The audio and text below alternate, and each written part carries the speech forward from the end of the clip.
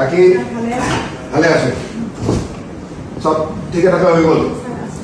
মই খবৰ লৈ আছো কোনো গাঁৱে বাকী নাই আপোনাৰ টিমৰগুৰি প্ৰায় ডেলিভাৰী গোটেই 20,000তকৈ অধিক মহিলা তেওঁলোকে আমাৰ এটা শপত গ্ৰহণ কাৰ্যসূচী আছে আমি ইয়াৰ তাৰমানে বেছিখিনি বস্তু বেছি গৈছে নহ'লে ইয়াত 252 নেক্সট আগতে আছিলে এতিয়া টোটেল 322 নেক্সট হৈছে চাৰিখন আৰু বহুত ডাঙৰ কথা ছাৰ আগিলাক এখন নেক্সটমান বহা মানে বহুত ডাঙৰ কথা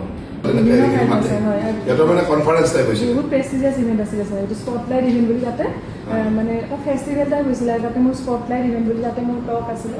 মানে প্ৰায় 1,000তকৈ বেছি মানুহে চাই আছে আৰু এইটো হয় তাতে টক আৰু ছাৰ টক আমাৰ কাৰণে এটা প্ৰাউড হয় ছাৰ মই আপোনাক টক নহয় ছাৰ মোৰ মানে এইটো সৌভাগ্য আৰু ইয়াৰ পৰা গৈ অসমক আৰু চবেই ছাৰ মেখেলা চাদৰ হাৰি দিলে আৰু মানে মই টকটো দিয়াৰ পিছত চবেই আহি পেলাই ইমান কথা পাতিছে বহুত ভাল লাগিছে আৰু মই যেতিয়া কাম কৰিছিলোঁ আপোনাৰ প্ৰায় 400 পৰা 450 আৰু আমাৰ এতিয়া লেটেষ্ট এষ্টিমেট মতে 1,800 to 2,000 এইখিনি আমাৰ মহিলাখিনিয়ে বনায় এতিয়াও ছাৰ বিজি তেওঁলোকৰ সময়ে নাই ইমান বিজি আৰু তেওঁলোকক মানে ৰ মেটেৰিয়েলছটো আপোনালোকে দিয়ে নে নিজে